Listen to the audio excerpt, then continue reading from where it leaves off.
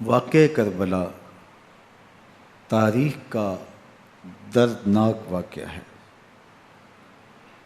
یہ اقتدار کی جنگ نہیں تھی، اقدار کی جنگ تھی۔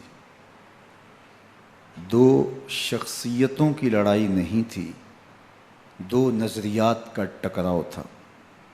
یہ حق اور باطل کا معرکہ تھا۔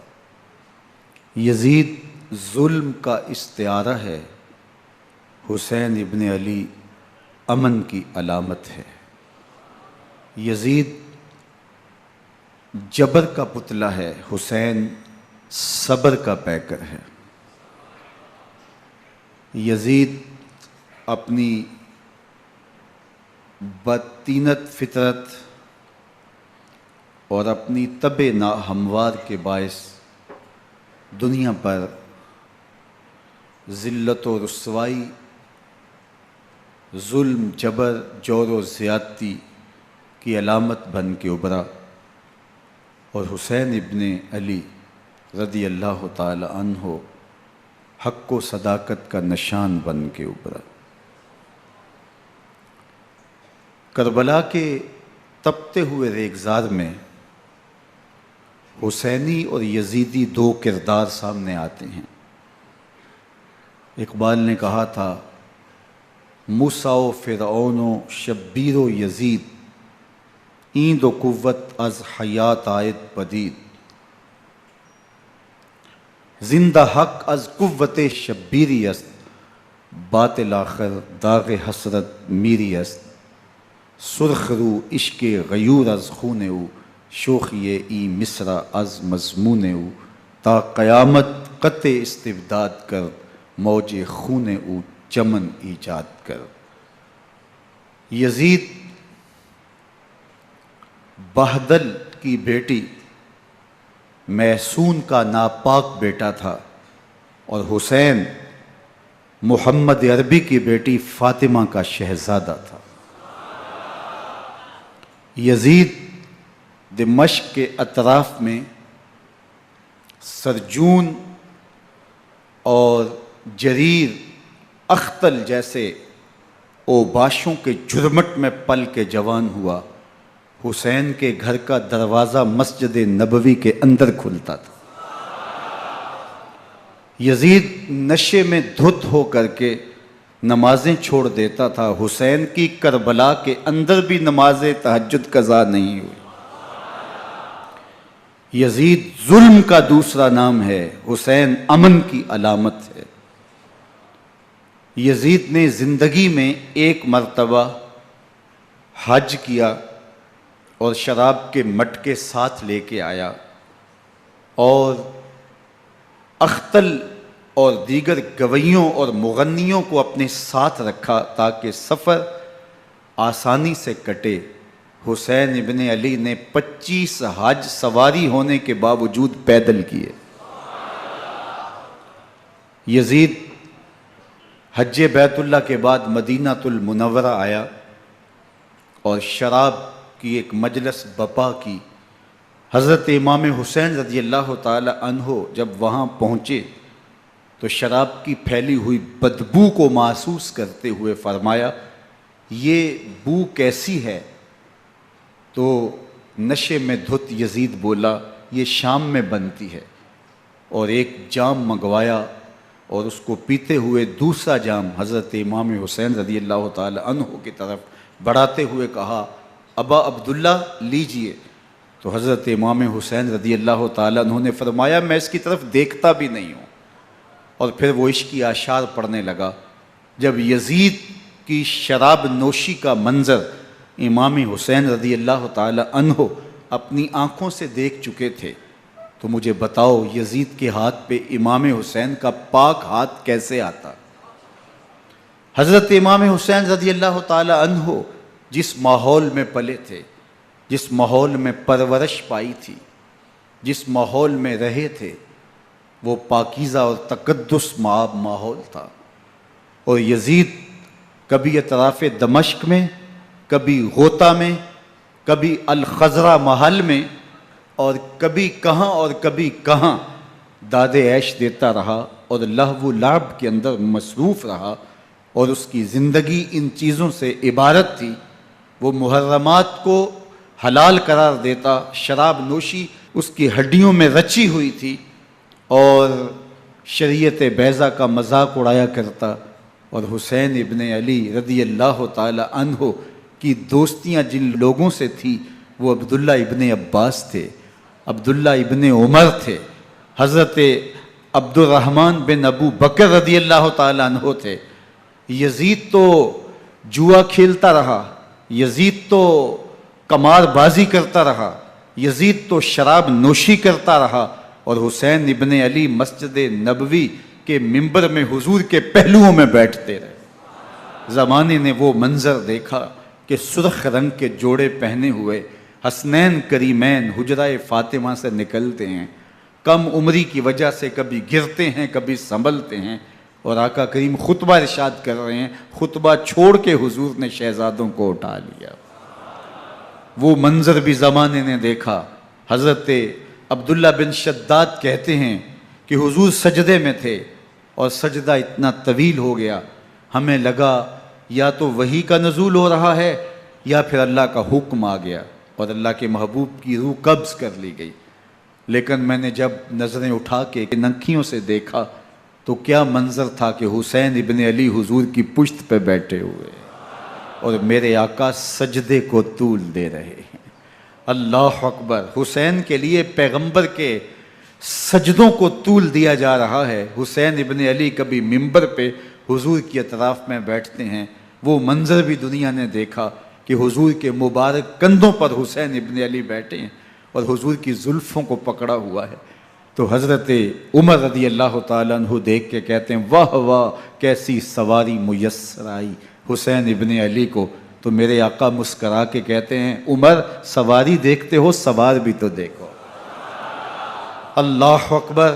حضرت اسامہ بن زید بن حارثہ رضی اللہ تعالیٰ عنہ فرماتے ہیں رات کا ایک پہر گزر گیا اور مجھے حضور سے کوئی کام تھا، میں آقا کریم کی خدمت میں حاضر ہوا، در دولت پہ دستک دی، حضور تشریف لائے تو چادر اوڑی تھی، بکل کی ہوئی تھی میرے حضور نے، تو میں نے اپنی حاجت کہی تو حضور نے میری حاجت پوری کر دی۔ لیکن ایک منظر میں نے دیکھا کہ حضور نے جو چادر کی بکل فرمائی تھی اس کے اطراف میں پہلوؤں میں ابھار تھے جس طرح اندر کوئی ہو۔ مجھ سے نہ رہا گیا، میں نے پوچھ لیا، میں نے کہا بندہ نواز چادر کے اندر کیا ہے؟ فَكَشَفَهُ، تو حضور نے چادر کو کھول دیا۔ فَإِذَا الْحَسَنُ وَالْحُسَيْنُ عَلَىٰ وَرِكَيْهِ، تو کہتے ہیں میں نے اپنی آنکھوں سے دیکھا ایک پہلو سے امام حسین لپٹے ہوئے تھے، ایک پہلو سے امام حسن لپٹے ہوئے تھے۔ فرمایا یہ میرے بیٹے ہیں، یہ میری بیٹی کے بیٹے ہیں، اے اللہ میں ان سے پیار کرتا ہوں، تو بھی ان سے پیار کر، جو ان سے پیار کرے اس سے بھی پیار کر۔ ان کی محبت کا درس دیا، ان کے پیار کا سبق پڑھایا، کہا ان سے پیار کرنے والا میرے سے پیار کرنے والا ہے، ان سے بغض رکھنے والا میرے سے بغض رکھنے والا ہے۔ ان کی تکلیف حضور کو بے چین کر دیتی تھی۔ حضرت سیدہ فاطمہ الزہرا رضی اللہ تعالی عنہ کے گھر کے قریب سے گزرے تو حضرت امام حسین کے رونے کی آواز آ رہی تھی، تو آقا کریم علیہ السلام نے فرمایا کہ فاطمہ حسین کو چپ کرواؤ، الا تعلمی ان بقاءہ یوزینی، تو جانتی نہیں حسین کا رونا مجھے دکھ دیتا ہے۔ حسین ابن علی کو حضور رونے نہیں دیتے تھے، ان کو دکھی نہیں ہونے دیتے تھے، کیونکہ رسول اللہ صلی اللہ علیہ وسلم جانتے تھے کہ یہ کتنے دکھ سہے گا، کتنی تکلیفوں سے گزرے گا اور کتنے مصائب سہے گا۔ زمانے نے وہ گھڑیاں بھی دیکھیں کہ حضرت حذیفہ بن یمان رضی اللہ تعالیٰ عنہ فرماتے ہیں کہ میں حضور کی خدمت میں نماز مغرب کی ادائیگی کے لیے حاضر ہوا، اور میں نے یہ اجازت خاص طور پہ اپنی ماں سے اس شرط پہ لی تھی کہ امی آپ مجھے اجازت دیں، میں حضور کی خدمت میں حاضر ہوتا ہوں، مغرب کی نماز بھی ادا کروں گا اور پھر حضور سے عرض کروں گا حضور میرے لیے اور میری ماں کے لیے بخشش کی دعا کر دیجئے۔ ماں نے اس شرط پہ اجازت دے دی اور میں حضور کی خدمت میں آ گیا، نماز مغرب ادا کی، سلام پھرا تو میرے دل میں آرزو تھی میں حضور سے عرض کروں حضور میرے لیے اور میری ماں کے لیے مغفرت کی بخشش کی دعا کر دیں، لیکن حضور عبادات میں ذکر میں نوافل میں ایسے مشغول ہوئے کہ میں آرزو رکھنے کے باوجود بھی عرض نہ کر سکا۔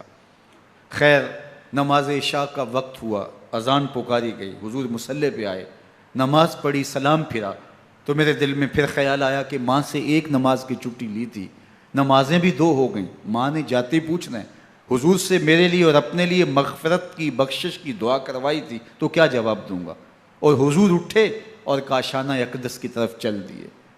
اب میرے دل میں یہ خیال رہ کے آ رہا تھا کہ ماں کو کیا جواب دوں گا، میں تو حضور سے بخشش و مغفرت کی دعا کروا ہی نہیں سکا۔ جب حضور چل پڑے تو غیر ارادی طور پہ میں بھی حضور کے پیچھے چل پڑا۔ چلنے میں تھوڑی سی رفتار تیز ہو گئی جس سے قدموں کی آہٹ پیدا ہوئی، تو جب آواز پیدا ہوئی تو حضور نے رخ پھیرے بغیر فرمایا من ھذا، میرے پیچھے پیچھے کون آ رہا ہے؟ پھر خود ہی کہا حذیفہ تو نہیں؟ تو میرا دل دھڑک رہا تھا، قلت نعم، میں نے کہا جی حضور میں حذیفہ ہوں۔ فرمایا ما حاجتک غفر اللہ لک ولامک، کیا کام ہے؟ اللہ تجھے بھی بخش دے، تیری ماں کو بھی بخش دے۔ اب جو کام تھا وہ جنبش لب سے پہلے ہی ہو گیا، یہاں تو لفظوں کا سہارا بھی نہیں لینا پڑتا، وہ بند لبوں کی بولیاں بھی سنتے ہیں۔ اقبال بولا ہے فروغت صبح آثار و دہور، چشم تو بی نندائے ما فی الصدور، تیری نظر تو سینوں کے چھپے راز بھی دیکھتی۔ تو کہا ما حاجتوں کا غفر اللہ لک ولامک، اللہ تجھے بخش دے، تیری ماں کی بھی مغفرت کر دے، کیا کام ہے؟ اب جو کام تھا وہ تو ہو گیا۔ تو میرے حضور نے ارشاد فرمایا حذیفہ سنو، ابھی ایک فرشتہ آیا ہے جو اس سے قبل دھرتی پر پہلے کبھی نہیں آیا، آج پہلی مرتبہ اللہ سے اجازت لے کے 2 کام کرنے آیا ہے، ایک تو مجھے سلام کرنے آیا ہے اور دوسرا خوشخبری دینے آیا ہے کہ آپ کی بیٹی فاطمہ جنتی عورتوں کی سردار ہے اور حسن اور حسین جنتی جوانوں کے سردار۔ ایک طرف یزید ناپاک میسون کا پلیت بیٹا، اور ایک طرف محمد عربی کا نواسا، فاطمہ کے دودھ کا اثر، علی المرتضیٰ کے خون کی تاثیر، رسول اللہ صلی اللہ علیہ وسلم کے کندھوں پہ بیٹھنے والا۔ ایک دن حضور نے امام حسین رضی اللہ تعالیٰ عنہ کے ہاتھ پکڑ لیے اور ان کے پاؤں اپنے پاؤں پہ رکھے اور پھر فرمایا بیٹے آگے بڑھو، اور ان کے پاؤں حضور کی پنڈلیوں پہ آئے، پھر کہا بیٹے اور آگے بڑھو، حتیٰ کہ ان کے پاؤں حضور کی رانوں پہ آئے، پھر فرمایا بیٹا اور آگے بڑھو، تو ان کے پاؤں حضور کے مبارک بطن اقدس پہ آئے، پھر بازوؤں کو کھینچ کے اپنے قریب کیا اور حسین ابن علی کے منہ میں اپنی زبان رکھ دی، اور وہ اس طرح چوس رہے تھے جس طرح کھجور چوسی جاتی ہے۔ تو اللہ کے محبوب علیہ السلام نے حسین ابن علی کو اپنی زبان کا لعاب دہن دے کر کے، وہ شیر رحمت دے کر کے، وہ کوثر و تسلیم سے پاکیزہ تر آب رحمت عطا کر کے ان کی ہمیشہ کے لیے پیاس بجھا دی، تاکہ کل کربلا کے تپتے ہوئے ریگزار میں حسین ابن علی کو پیاس کی شدت تنگ نہ کرے اور پائے استقلال میں لغزش نہ آنے پائے۔ ان نازوں سے پالے ہوئے حسین کو، ان محبتوں سے پالے ہوئے حسین ابن علی کو امتحان بھی اتنے بڑے درپیش تھے۔ یاری تیری سونا پر ازمیشاں تیریاں اگ، سونا پرکھیا جامدہ ہے نال اگاں دے لگ۔ جتنا بڑا شخص ہوتا ہے اتنی آزمائشیں بھی بڑی ہوتی ہیں۔ پیغمبر رحمت کی آغوش میں کھیلنے والا، حجرہ فاطمہ کا جانشین، مصلی رسول کا وارث، منبر رسول صلی اللہ علیہ وآلہ وسلم پر حضور کے مبارک پہلو اور گود میں بیٹھنے والا حسین، حضور کی زبان چوسنے والا حسین، حضور کے کندھوں پہ سواری کرنے والا حسین، آقا کریم علیہ الصلوۃ والسلام کے مبارک سجدے کی حالت کے اندر حضور کی پشت پہ کھیلنے والا حسین، جس حسین کا دروازہ مسجد نبوی کے اندر کھلتا تھا اور یزید کی کرتوتوں کے چشم دید گواہ تھے۔ یزید جب تخت نشین ہوتا ہے تو اسے یہ فکر ہوتی ہے کہ امام حسین، عبداللہ بن زبیر، عبداللہ بن عمر، عبداللہ ابن عباس یہ میری بیعت کریں۔ اور وہ ولید بن عقبہ کو لکھتا ہے کہ ہر صورت میں ان کی بیعت لو، اور اگر بیعت نہ دیں تو سختی کرو۔ حضرت امام حسین رضی اللہ تعالی عنہ کو بلاوا آتا ہے کہ آپ کو دارالامارت میں گورنر ہاؤس میں بلایا جا رہا ہے، ولید بن عقبہ کا پیغام آپ کو پہنچتا ہے۔ آپ اس وقت فرماتے ہیں کہ اس وقت جو پیغام پہنچا ہے وہ کسی خطرے سے خالی نہیں ہے، تو کچھ سواروں کو ساتھ لیا، کہا تم دارالامارت کے باہر کھڑے رہنا، اگر میری آواز بلند ہوئی تو اندر آ جانا، ورنہ تم انتظار کرنا۔ آپ اندر گئے۔ ولید بن عقبہ نے مروان کو بھی بلایا تھا۔ مروان بن حکم یہ گورنر مدینہ ولید سے پہلے رہ چکا ہے، تو اس نے مشورہ دیا کہ سختی کی جائے۔ خیر ولید بن عقبہ نے کہا کہ یہ خط ہے، حضرت امیر معاویہ کا انتقال ہو گیا اور یزید تخت نشین ہوا ہے، لہٰذا وہ آپ سے بیعت کا مطالبہ کرتا ہے۔ تو حضرت امام حسین رضی اللہ تعالیٰ عنہ نے فرمایا کہ میرے جیسا شخص یوں چھپ کے بیعت نہیں کر سکتا، اور آپ واپس پلٹے۔ مروان بن حکم نے ولید بن عقبہ کو کہا کہ یہ موقع ہے جانے نہ دیا جائے، اگر یہ نکل گئے تو دوبارہ تم قابو نہیں پا سکو گے، اور انہیں یہیں قتل کر دیا جائے۔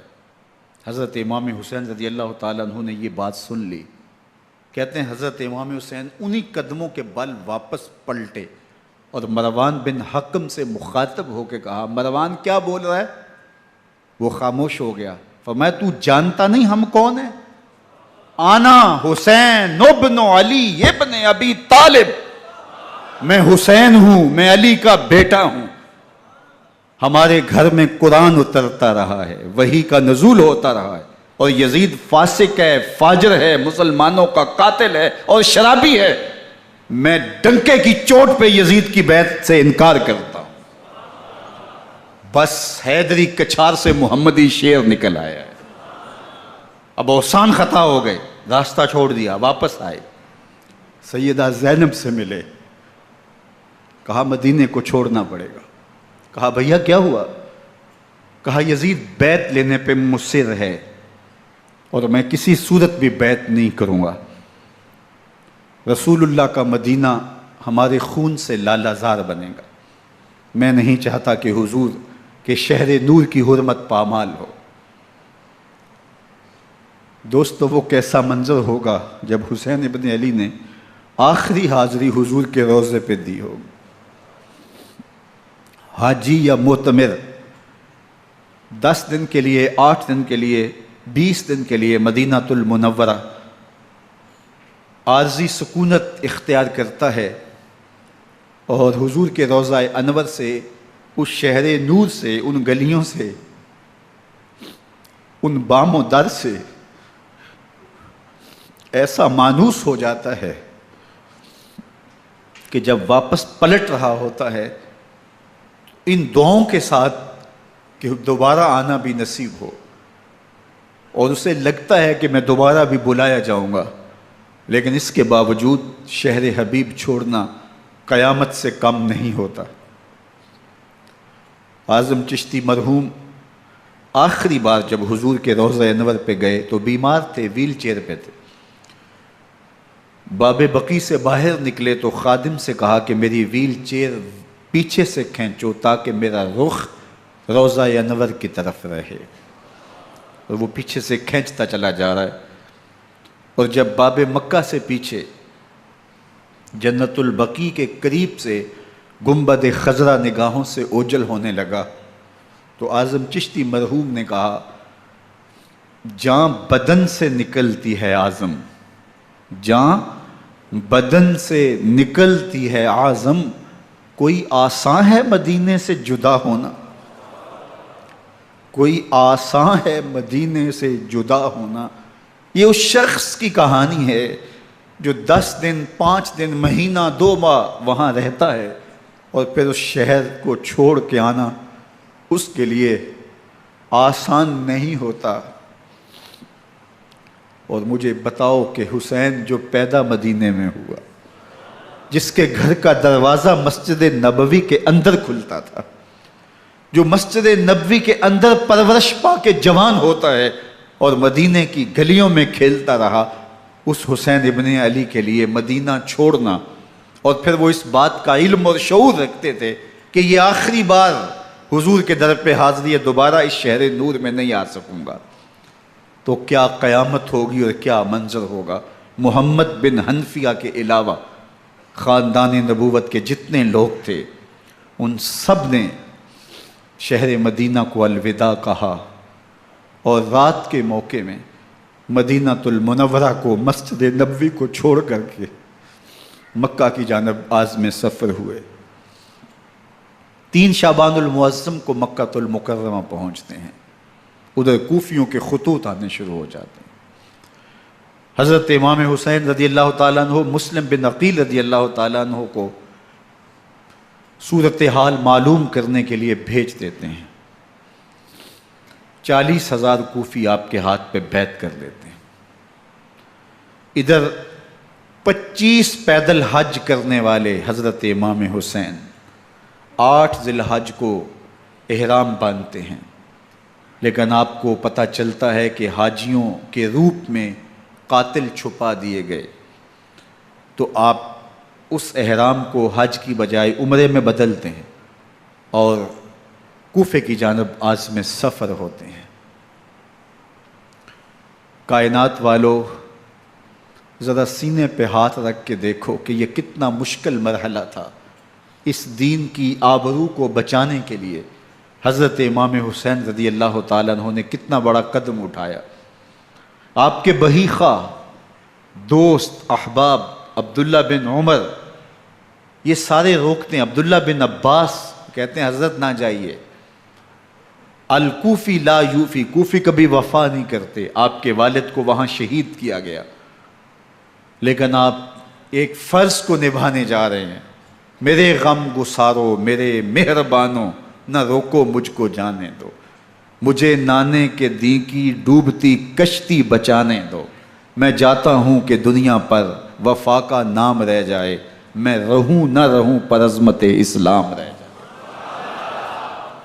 میں نہیں جاتا تو نبی کے گھر کی آن جاتی ہے، میں نہیں جاتا تو نبی کے گھر کی آن جاتی ہے، تمہارا دین جاتا ہے، میری غیرت ایمان جاتی ہے۔ حضرت امام حسین یہاں سے چلتے ہیں، ابھی راستے میں ہی پہنچتے ہیں کہ یہ خبر آتی ہے کہ کوفے والوں نے بے وفائی کر دی، حضرت مسلم بن عقیل رضی اللہ تعالیٰ عنہ کو شہید کر دیا گیا، نعمان بن بشیر معزول کر دیے گئے، ابن مرجانہ ابن زیاد وہاں متعین کر دیا گیا جو سخت گیر شخص تھا، اور اس نے لوگوں کو ڈرایا، دھمکایا، اور کوفے کے لوگوں کے دل بدل گئے اور وہ بیتیں توڑنے لگے۔ وہ منظر مسجد کوفہ کا کتنا دلگداز تھا، جب امام نماز کے لیے کھڑے ہوئے تو 40,000 لوگ آپ کے پیچھے تھا۔ جب سلام پھیرا اور امام نے دیکھا کہ پیچھے لوگ نہیں ہیں، پھر لوگوں نے اپنے دروازے بھی بند کر لیے۔ رات کی تنہائیاں ہیں اور حضرت مسلم بن عقیل کو کوئی پناہ دینے والا نہیں ہے، لوگوں نے دروازے بند کر لیے کہ کہیں ہمارے گھر میں نہ آ جائیں اور ہم مشقت اور حکومتی تشدد کا شکار نہ ہوں۔ کتنا دردناک لمحہ ہے حضرت مسلم بن عقیل رضی اللہ تعالیٰ عنہ پہ، اور پھر حضرت مسلم بن عقیل بے دردی سے شہید کر دیے جاتے ہیں۔ آپ ابھی راستے میں ہیں، یہ ساری کہانی پہنچتی ہے کہ حضرت مسلم شہید کر دیے گئے اور بے دردی سے شہید کر دیے گئے۔ وہ جنہوں نے خط لکھے تھے کہ ہم آپ کے ساتھ ہیں اور ہم منتظر ہیں، چشم برا ہیں، آپ کے قدموں کی چاپ سننے کے لیے بےتاب ہیں، آج انہوں نے بیتیں توڑ دی، 40,000 کوفی منحرف ہو گئے۔ مسجد کوفہ کا وہ منظر کس قدر روح کو تڑپا دینے والا تھا۔ ہم پچھلے سال عصر اور مغرب کے درمیان جب کوفہ پہنچے تو سورج ڈوبنے کے قریب تھا۔ میں نے اپنی زندگی میں اتنا اداس موسم کہیں نہیں دیکھا جتنا اداس موسم کوفے میں دیکھا۔ ایسے لگتا تھا جس طرح کوفے کی آب و ہوا آج بھی شرمندہ ہے۔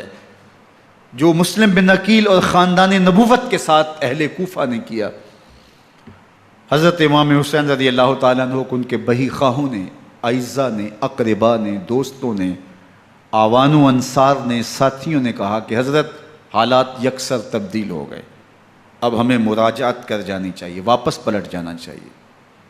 تو حضرت امام حسین کافی سوچ بچار میں رہے، پھر اس کے بعد آپ نے فیصلہ کیا کہ ہم آگے بڑھیں گے۔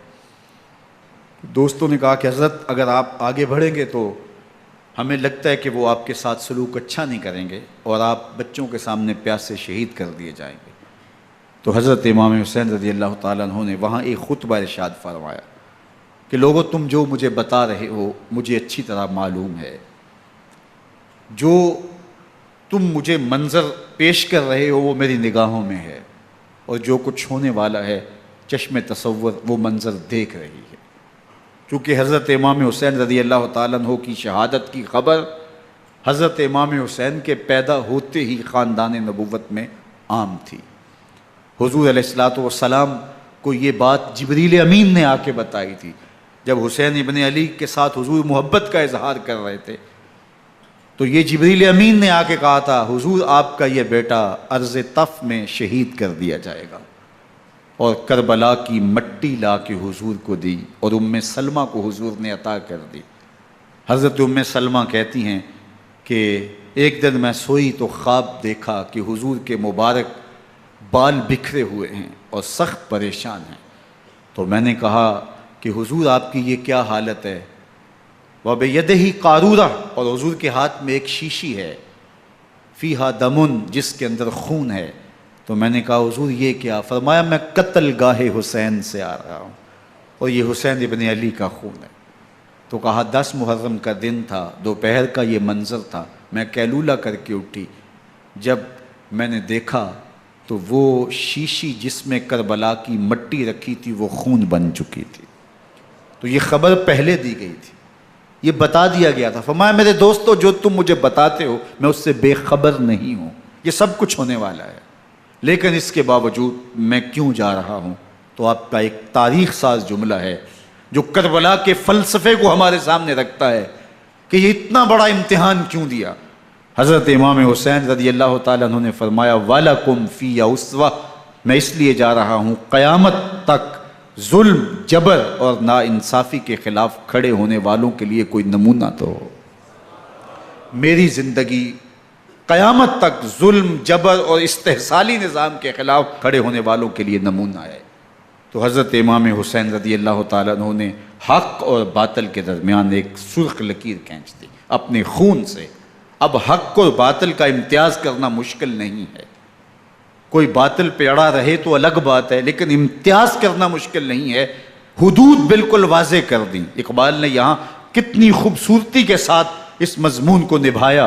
سرخ رو عشق غیور از خون او، شوخی این مصرع از مضمون او، تا قیامت قطع استبداد کر، موج خون او چمن ایجاد کر۔ ایک جہاں آباد کر دیا، حق اور باطل کی راہیں اجال دی۔ اب لوگوں کو یزید کا چہرہ پہچاننے میں دیر نہیں لگتی، وقت کے ہر یزید کا چہرہ آسانی سے پہچانا جا سکتا ہے۔ یہ معرفت زمانے کو کروائی کس نے؟ حسین ابن علی نے کروائی رضی اللہ تعالی عنہ۔ تو حضرت امام حسین نے فرمایا کہ جو میرے ساتھ ہونے والا ہے میں اچھی طرح جانتا ہوں، لیکن میں اس کے باوجود آگے بڑھوں گا۔ پھر بڑھے اور کربلا میں جا کے خیمہ زن ہو گئے۔ 7 محرم کو پانی بند کر دیا گیا، پانی بند ہوا تو کھانا بھی میسر نہیں تھا، لیکن ذکر پانی کا ہوتا ہے اس لیے کہ کھانے کے بغیر انسان کئی دن کاٹ لیتا ہے، لیکن پانی کے بغیر گزر نہیں ہوتی۔ تو فرات کی نہر سامنے اپنی موجوں کے ساتھ چمک رہی ہے، لیکن ایک قطرہ آب بھی آل رسول کو نہیں دیا جا رہا۔ کائنات کے اندر ایسے انوکھے امتحان بھی ہوتے ہیں، وارث ہوں ساقی کوثر کے، مالک ہوں حوض کوثر کے، اور بیٹے ہوں ساقی کوثر کے، اور آج ایک بوند پانی کی بھی میسر نہ ہو۔ صبر کا امتحان ہے، عزیمت کا امتحان ہے۔ حضرت امام حسین رضی اللہ تعالیٰ عنہ خیمہ زن ہو گئے، 3 دن تک پانی بند رہتا ہے، 9 محرم کو رات کی تنہائی میں حملہ آور ہونا چاہتے ہیں، لیکن آپ نے کہا کہ ہمیں اللہ کے حضور عبادت اور ذکر کے لیے وقت دیا جائے۔ ساری رات ذکر میں گزرتی ہے، عبادات میں گزرتی ہیں۔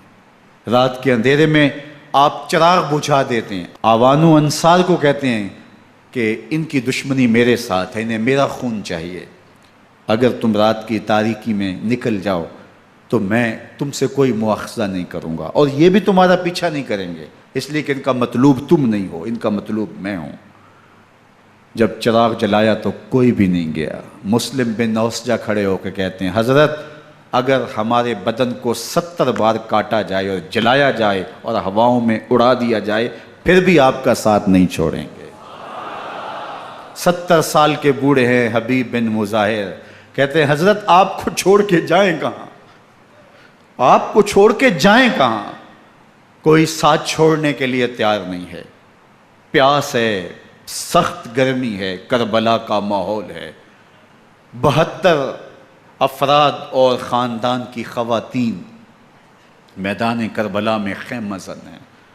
دوسری طرف لشکر اعداء اشقیا 22,000 کی تعداد میں مقابلے میں، ایک روایت 30,000 کی ہے۔ ان صرف 72 پیاسے لوگوں کے لیے اتنے لوگوں کو جمع کرنے کا مقصد خوف زدہ کرنا تھا۔ شرط ہے کہ یزید کی بیعت کر لیں، محاصرے توڑ دیں گے، پانی دستیاب ہوگا، اعزاز و اکرام سے نوازا جائے گا، خزانوں کے منہ کھول دیے جائیں گے۔ لیکن حسین ابن علی کہتے تھے سب کچھ لٹ جائے گا، باطل کے ہاتھ پہ ہاتھ نہیں رکھوں گا۔ اللہ اکبر۔ اب صبح طلوع ہوتی ہے، عاشور کا دن چڑھتا ہے، سورج اپنی پوری تمازت کے ساتھ گرمی برسا رہا ہے۔ آج خاندان نبوت کا امتحان زمانے نے دیکھنا ہے۔ رسول اللہ کا لعاب چوسنے والا اس کے صبر کا آج امتحان ہے، حضور کے کندھوں پہ کھیلنے والے حسین کا آج امتحان ہے۔ اللہ اکبر۔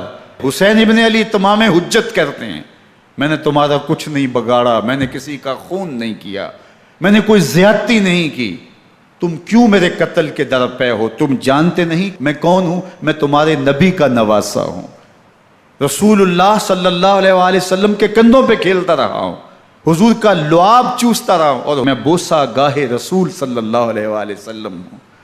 لیکن ان اشقیاء کے دل پر کوئی چیز اثر انداز نہیں ہوتی۔ ایک ہور ہے، اللہ اس کے دل میں نرمی ڈالتا ہے۔ پہلے تو امام حسین کو گھیر کے لے کر کے آتا ہے، لیکن بعد میں وہ قافلہ یزید سے قافلہ حسین کی طرف آ جاتا ہے۔ امام حسین فرماتے ہیں تو دنیا میں بھی ہور ہے، آخرت میں بھی ہور ہے، آزادی مل جاتی ہے۔ باقی 22,000 کا لشکر جرار امام حسین کے قتل کے در پائے ہے۔ پھر تاریخ نے خاندان نبوت کا وہ انوکھا امتحان دیکھا۔ حضرت امام حسین کے بچے بالخصوص خواتین پیاس کی شدت میں حلق خشک ہیں۔ حضرت سکینہ تڑپ کے اپنے باپ سے کہتی ہیں کہ مجھے 6 ماہ کے علی اصغر کی پیاس نہیں دیکھی جا رہی۔ بچے کو ہاتھوں پہ اٹھاتے ہیں اور نہر فرات کے کنارے پہنچ کے فرماتے ہیں اشقیاء سے مخاطب ہو کے تمہارا معاملہ میرے ساتھ ہے، اس 6 ماہ کے بچے نے تمہارا کچھ نہیں بگاڑا، اور چلو بھر کے اس کا حلق سیراب کرنا چاہتے ہیں۔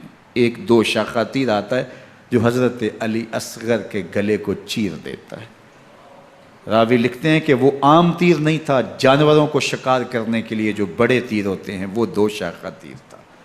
وہ گردن کو کاٹ دیتا ہے، خون بہنے لگتا ہے، گردن لٹک جاتی ہے۔ حضرت امام حسین وہ بہتا ہوا خون اپنے چلو میں لیتے ہیں اور آسمان کی طرف اچھال کے کہتے ہیں مالک حسین کی یہ قربانی بھی قبول فرما۔ یہ تماشا لب بام نہیں ہے۔ بچہ بیمار ہو، ڈاکٹر جواب دے دیں، ماں باپ کے ہاتھ پھول جاتے ہیں۔ زندگی کی سانسیں ابھی چل رہی ہوتی ہیں، لیکن ڈاکٹر کہے کہ یہ میرے بس کا روگ نہیں ہے، کہیں اور لے جاؤ، تو زندگی کا لف و نشر غیر مرتب ہو جاتا ہے۔ میں سلام پیش نہ کروں حسین ابن علی کو، 6 ماہ کا علی اصغر ہاتھوں میں دم توڑتا ہے، گردن لٹک جاتی ہے، خون بہہ رہا ہے۔ اب خیموں کی طرف بڑھ رہے ہیں لیکن زبان پہ شکایت نہیں ہے، کہتے ہیں مالک حسین کی یہ قربانی قبول کر لے۔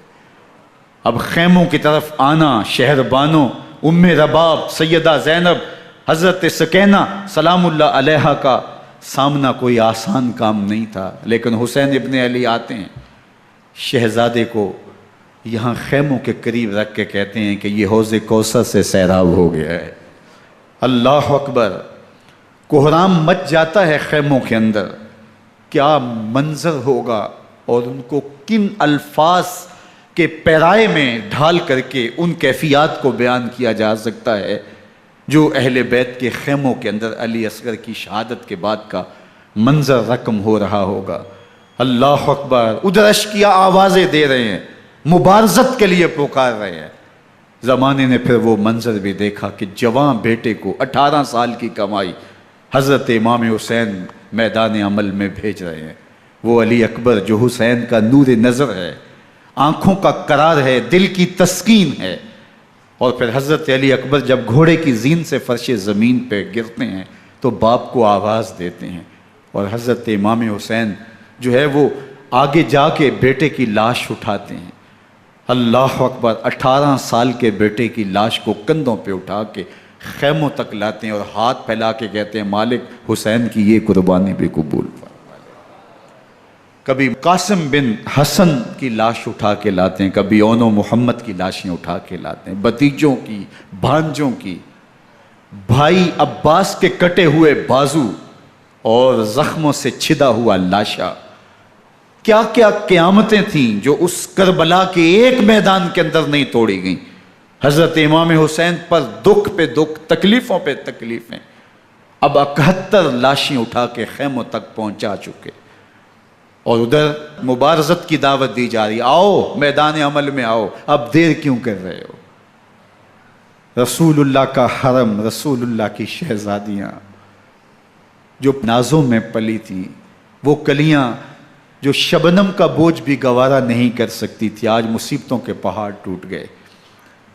حضرت امام حسین کبھی شہربانوں کو، کبھی ام رباب کو دلاسا دیتے ہیں، کبھی حضرت زینب کو کہتے ہیں۔ حضرت زینب کربلا کے اس میدان کے اندر بڑے حوصلے کے ساتھ اپنے بھائی کے ساتھ کھڑی رہی، اپنے 2 بیٹے راہ خدا میں پیش کیے، ان کی لاشیں وصول کی، لیکن زینب جس جرأت کے ساتھ، جس پامردی کے ساتھ اس سارے منظر کو حوصلے کے ساتھ سہتی رہی، وہ یقیناً حوصلہ سیدہ زینب سلام اللہ علیہا کا ہی ہے۔ لیکن یہ وہ منظر تھا کہ زینب کا دل بھی ڈول گیا جب حسین ابن علی گھوڑے پہ بیٹھنے لگے اور ان کو گھوڑے میں بٹھانے والا کوئی نہیں تھا، اور جو بھی سوار جاتا پھر واپس اس کی لاش ہی آتی اور حسین ابن علی لے کے آتے۔ آج حسین ابن علی جا رہے ہیں، زندگی کا سارا سرمایہ لٹ رہا ہے، حضرت زینب سلام اللہ علیہا سنبھل نہیں رہی۔ حضرت امام رضی اللہ تعالیٰ عنہ اٹھے اور آپ نے حضرت زینب کو صبر کی تلقین کی اور کہا کہ صبر ہی بہترین ذریعہ ہے اور اللہ کی قربت کا ایک بہترین سبب ہے، اور ان کو صبر کی تلقین کرتے ہوئے فرمایا کہ میرے بعد تم نے اس ذمہ داری کو سنبھالنا ہے اور ان مخدرات اسلام کی، ان شہزادیوں کے پردے کی تم نے حفاظت کرنی ہے۔ اور پھر گھوڑے کی زین کس کے امام حسین لشکر اشکیا کی طرف بڑھتے ہیں۔ اب خیموں سے سسکیوں کی آواز آ رہی ہے، ان کا سردار، ان کا تاجدار آج سب کو چھوڑ کے کربلا کے میدان کی طرف بڑھ رہا ہے۔ جرم کیا کیا، قصور کیا کیا، اس نے کیا زیادتی کی کہ آج نیزوں اور انیوں کے مقابلے میں 22,000 کا لشکر حضرت امام حسین پہ ٹوٹ پڑتا ہے۔ آپ پھر تمام حجت کرتے ہیں میں نے کسی کو قتل نہیں کیا، خون ناحق نہیں بہایا، میرے خون کے درپے کیوں ہو، اپنی آخرت کیوں برباد کرتے ہو، تم جانتے نہیں میں کون ہوں، میں تمہارے نبی کا نواسا ہوں۔ لیکن ابن زیاد کہتا ہے مقابلے میں آؤ۔ پھر حضرت امام حسین رضی اللہ تعالیٰ عنہ مقابلے میں آتے ہیں، اور جب گھوڑے کو ایڑ لگا کے دشمن اشقیاء پہ ٹوٹتے ہیں تو پھر ایسا منظر ہوتا ہے کہ وہ بھیڑ بکریوں کی طرح آگے بھاگتے ہیں۔ 71 زخم کلیجے پہ لیے شجاعت کا یہ پیکر جب میدان میں آتا ہے، آواز آتی ہے یہ کون ذی وقار ہے، بلا کا شاہ سوار ہے، لباس ہے پھٹا ہوا غبار سے اٹا ہوا، تمام جسم نازنی چھدا ہوا کٹا ہوا، یہ نبی کا نور عین ہے، یہ بالیقین حسین ہے، یہ حسین ابن علی ہے رضی اللہ تعالیٰ عنہ۔ پھر چاند بادلوں میں گھر جاتا ہے، شامی غنڈے تیر برساتے ہیں، تلواروں سے آپ کے بدن پر ضربیں لگاتے ہیں اور نیزوں سے آپ کے بدن کو پرو دیتے ہیں۔ جب آپ کا پیراہن بعد میں اتارا گیا تو آپ کے پیراہن میں 122 سوراخ تیروں کے تھے، 33 زخم تلواروں کے اور 34 گھاؤ نیزوں کے تھے۔ جب گھوڑے کی زین سے فرش زمین پر آئے، بدن چھلنی تھا، زخم زخم سے خون بہ رہا تھا، 3 دن کا پیاسا حسین، اللہ اکبر، بدن زخموں سے چور، 71 لاشیں کلیجے پہ لیے، مخدرات اسلام کے پردے کا خیال دل میں الگ ہے، لیکن گھوڑے کی زین سے جب فرش زمین پہ امام حسین آتے ہیں، زبان پہ ہائے نہیں، نالا و شیون نہیں، چیخ و پکار نہیں، آتے ہی پیشانی سجدے میں رکھتے ہیں اور پکارتے ہیں اللہم ردن بقضائک وصبرن علی بلائک تسلیما لامرک سبحان ربی الاعلی۔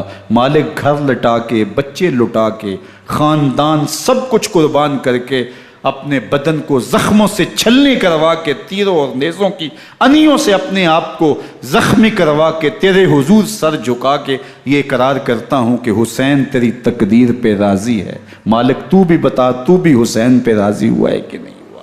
آواز آ رہی ہے، اس پیاسے پر علی شیر خدا کو ناز ہے، اس نواسے پر محمد مصطفیٰ کو ناز ہے، اوروں نے بھی سجدے کیے پر اس کا عجب انداز ہے، اس نے وہ سجدہ کیا جس پر خدا کو ناز۔ حسین ابن علی رضی اللہ تعالیٰ عنہ کا سر انور دستے قاتل نے تب کاٹا جب وہ سجدے میں جھکا ہوا تھا۔ یزید نے کہا میں بیعت لوں گا، امام حسین نے کہا کبھی بھی نہیں دوں گا، یہ سر کٹ سکتا ہے جھک نہیں سکتا۔ سر کاٹ کے نیزے کی نوک پہ چڑھا دیا گیا اور یہ اس بات کا اعلان تھا کہ ہم جیت گئے اور حسینی ہار گئے، اور لشکر یزید میں غوغا مچ گیا، نقارے بجنے لگے کہ ہم جیت گئے، دیکھو امام حسین شہید کر دیے گئے، اور سر کاٹ کے نیزے کی نوک پہ چڑھایا گیا۔ لیکن لشکر یزید سے ہی آواز آئی یہ کیسا سر ہے جو کٹ کے بھی سر بلندی ہے، کٹ گیا ہے پھر بھی اونچا ہے، اللہ اکبر، یہ سر سجدے میں کٹا ہے، رب کے حضور عبادت کی حالت میں کٹا ہے، حسین آج بھی سجدے میں ہے، اللہ اکبر، حسین آج بھی سجدے میں ہے، بلکہ کٹے ہوئے سر کا رخ زمین کی جانب تھا اور کٹی گردن آسمان کی طرف، یوں نیزے پہ پرویا گیا، اللہ اکبر۔ ایک شاعر نے نقشہ کھینچا، بآنکھ سر نیزے پہ اور سوئے زمین ہے روح، یعنی سجدہ ثانی کی ہے آرزو۔ رکعت کے 2 سجدے ہوتے ہیں، ابھی ایک سجدہ ہوا تھا کہ دست قاتل نے سر کاٹ دیا، کہا حسین کی پیشانی میں دوسرے سجدے کی تمنا مچل رہی ہے۔ یہ تھا حسین ابن علی کا سجدہ، ساری زندگی رب کے حضور سجدہ قضا نہیں ہونے دیا۔ آج پانی نہیں ہے، اللہ اکبر، آج تیمم کر لیتے ہیں، آج اپنے خون کو اوڑھ کر کے حسین نے اپنی پیشانی اپنے مالک کے حضور جھکا کر کے عظیمت کی وہ انوکھی داستان رقم کر دی کہ صدیاں گزرنے کے باوجود بھی ان کی یادوں کے چراغ روشن ہیں۔ جب حضرت امام حسین اور دوسرے آیان و انصار کو شہید کر دیا گیا تو ان کے سر نیزوں کی نوک پہ چڑھا دیے گئے، حضرت امام حسین کا کٹا ہوا سر اور باقی 71 افراد کے کٹے ہوئے سر نیزوں کی نوک پہ، اور 10 سواروں کو ابن سعد نے کہا کہ ان کو رون دو، اور گھوڑوں کی ٹاپوں تلے حضرت امام حسین رضی اللہ تعالیٰ عنہ اور ان کے آوان و انصار کو جو ہے وہ روندا گیا، حتیٰ کہ ان کی استخوان مبارک، ان کی ہڈیاں بھی چور چور ہو گئیں۔ روننے سے قبل ان کا لباس اتار لیا، ان کے کپڑے اتار لیے گئے، اللہ اکبر، کیسی دردناک گھڑیاں تھیں۔ یزید کا صرف یہی بد کرداری کا مرحلہ نہیں تھا، اس کربلا کے صحرا کے اندر یزید نے جس طرح امام حسین رضی اللہ تعالیٰ عنہ کو شہید کیا اور حضرت امام حسین کے خاندان کو شہید کیا، جب مدینہ المنورہ پر یزید نے مسلم بن عقبہ کو مقرر کیا، جس کو بزرگوں نے مصرب بن عقبہ کہا ہے، تو اس کو کہا 3 دن تک مدینے کا حرم تمہارے لیے حلال ہوگا، جو چاہو تم کرنا، اور شامی فوجوں کو اجازت ہوگی۔ تو وہاں بھی انہوں نے 10,000 تابعین اور 700 صحابہ کو شہید کیا۔ حضرت ابو سعید خدری رضی اللہ تعالیٰ عنہ گھر سے باہر نکلے، کافی بوڑھے ہو چکے تھے، تو انہوں نے حضرت ابو سعید خدری کو پکڑ لیا، کہا تم کون ہو؟ کہا مجھے ابو سعید خدری کہتے ہیں۔ تو کہا ہاں تمہارا نام سنا ہے، اور داڑھی سے پکڑ کے کھینچا اور کہا کہ ہے تمہارے پاس جو ہمیں دو؟ تو کہا کہ میرے پاس تو کچھ بھی نہیں، میں تو فقیر آدمی ہوں۔ تو ان کے گھر ان کو لے گئے، تو 2 کبوتر رکھے تھے حضرت ابو سعید خدری نے، تو وہ کبوتر لوٹ کے لے گئے۔ اللہ اکبر۔ حضرت ابن سنان رضی اللہ تعالیٰ عنہ کو، جو حضور کے علم بردار تھے فتح مکہ کے دن، ان کو ستو پہلے پلائے اور پھر ان کی گردن کاٹی گئی، اور کہا یہ ہے وہ ستو جو تم زندگی میں آخری بار پیو گے۔ ایک گھر میں داخل ہوئی شامی فوج، تو ایک خاتون کے ابھی بچہ پیدا ہوا تھا، اور قابلہ نے، دائیا نے، وہ بچہ ماں کی چھاتی پہ لٹایا، اور وہ ماں کا پہلا دودھ پی رہا تھا۔ تو یہ جا کے کہنے لگے نکالو تمہارے پاس جو کچھ ہے۔ تو اس خاتون نے کہا تم جانتے ہو یہ بچہ کون ہے؟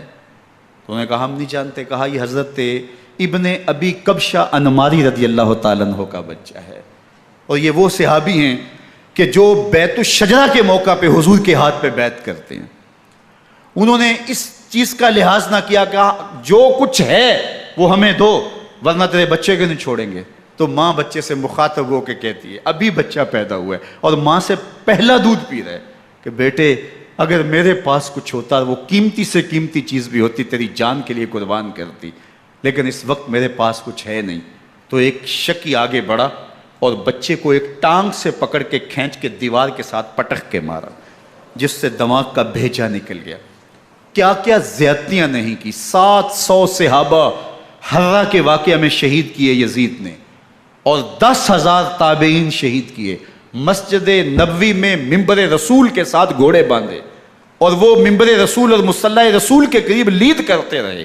حضرت سعید عبد المسیب فرماتے ہیں میں نابینا تھا اور حضور کے روضہ انور کے پاس بیٹھا تھا، اور یزید کے سپاہی آتے، جو بھی مسجد میں نظر آتا پکڑ کے لے جاتے، مجھے نابینا سمجھ کے چھوڑ دیتے، لیکن میں پریشان تھا کہ ظہر کا وقت ہوگا، عصر کا وقت ہوگا، مغرب عشاء کا وقت ہوگا، نہ اذان، نہ اقامت، نہ جماعت، تو کیسے مجھے پتہ چلے گا کہ نماز کا وقت ہو گیا، اور کیسی میری نمازوں کا کیا بنے گا؟ میں اس فکر میں بیٹھا تھا۔ لم ازل اسمع الاذان والاقامت من قبر رسول اللہ صلی اللہ علیہ وآلہ وسلم۔ فرماتے ہیں جب بھی پھر نماز کا وقت آیا، گنبد خضرا سے اذان کی بھی آواز آئی، اقامت کی بھی آواز آئی۔ 3 دن تک مسجد نبوی کے اندر گھوڑے بندے رہے، اور مدینہ کی حرمت پامال کی۔ مدینہ کے گھروں کے اندر یہ بدکماش داخل ہوئے، اور جو بدکاریاں انہوں نے کی کلیجہ منہ کو آتا ہے۔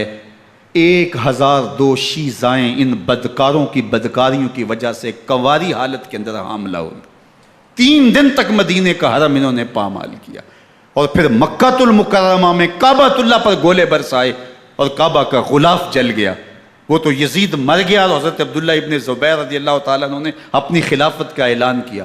یزید کے یہ کرتوت تھے، ادھر اہل مدینہ کو ستایا، ادھر اہل مکہ کو ستایا، اور رسول اللہ صلی اللہ علیہ وسلم کے خانوادے کی بے حرمتی اور توہین کی۔ نہ صرف انہیں قتل کیا گیا، ان کی لاشوں پہ گھوڑے دوڑائے۔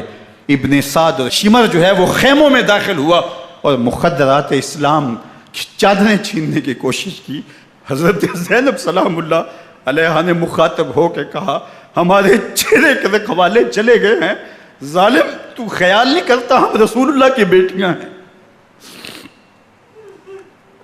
حضرت شہربانو، حضرت زین العابدین اور حضرت زینب سلام اللہ علیہم، ان تینوں کو ایک اونٹ پہ باندھا گیا، اور باقی اونٹوں پہ باقی سادات کو، حضور کی شہزادیوں کو باندھا گیا، رسیوں میں جکڑا گیا، اور اونٹوں پہ باندھ کر کے کوفے کی جانب آگے آگے شہیدوں کے سر چل رہے ہیں، اور پیچھے یہ قافلہ چل رہا ہے۔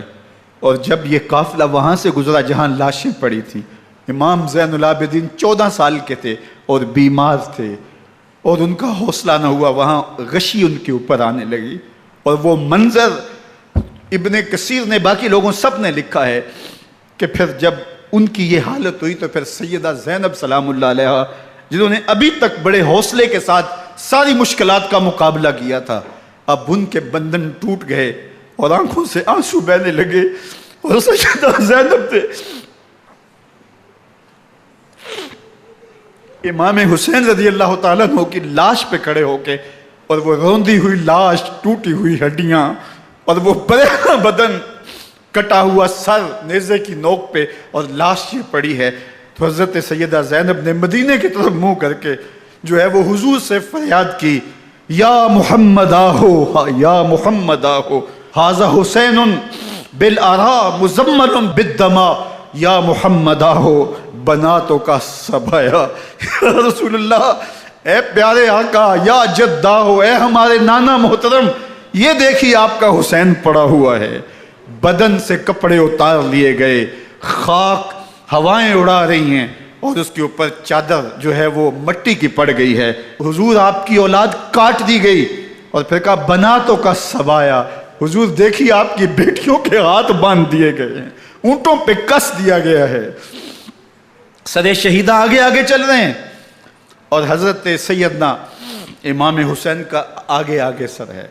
راستے کے اندر ایک جگہ آئی، رات گزری اور ان کو اتارا گیا. رات کا موقع تھا، ایک خاتون آئی اور اس نے کوئی کھانا پیش کیا ان کو، اور کہا کہ میں کسی زمانے میں حضرت سیدہ فاطمہ تو زہرا کی نوکری کیا کرتی تھی، ان کی لونڈی تھی، ان کی کنیز تھی، اور آج مجھے پتہ چلا کہ آپ لوگ گزر رہے ہیں، تو میں نے کہا کہ میں اپنی مخدومہ کے خاندان کی خدمت کروں.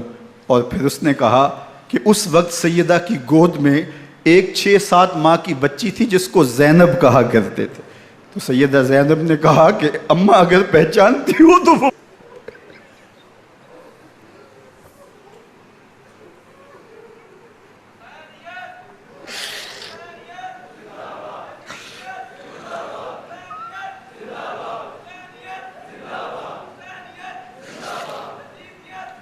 یہ تاراج اور لٹا ہوا کارواں پھر وہاں سے کوفے میں کیسے پہنچا، اور کوفے کے اندر سیدہ زینب سلام اللہ علیہا نے وہ یزید کے دربار میں، ابن زیاد کے دربار میں وہ جرأت آمیز جو باتیں کہیں. اللہ اکبر، زینب کی زبان میں علی کی خطابت بول رہی تھی، اور پھر دشمن اور دوست سارے رونے لگے، اور وہ کیا دل گداز منظر تھے. اور پھر یہ سروں کا قافلہ اور سادات کرام کا مشکیں کسی ہوئی ہیں اور اونٹوں پہ باندھے ہوئے، ان کو وہاں سے پھر قادسیہ، اور قادسیہ سے پھر دمشق یزید کے دربار میں پہنچایا گیا. اور وہاں سے یہ لٹے ہوئے خانمہ برباد تاراج لوگ مدینہ المنورہ میں کیسے پہنچے، اور اہل مدینہ نے کیسے استقبال کیا، اور وہ منظر کتنا دلگداز تھا جب اہل مدینہ زینب سے پوچھتے تھے زینب حسین کہاں ہے.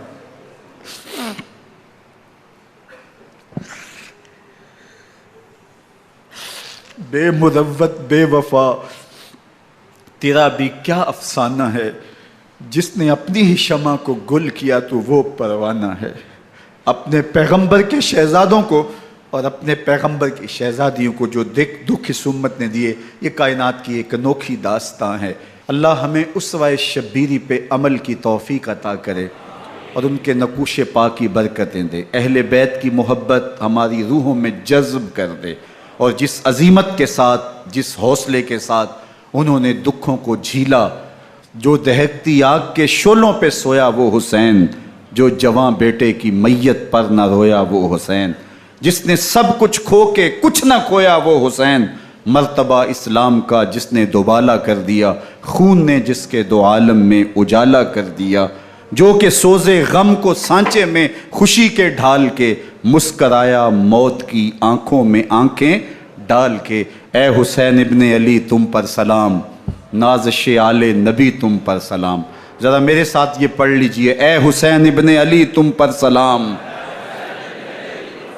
نازش آل نبی تم پر سلام، تم پہ لاکھوں رحمتیں لاکھوں سلام.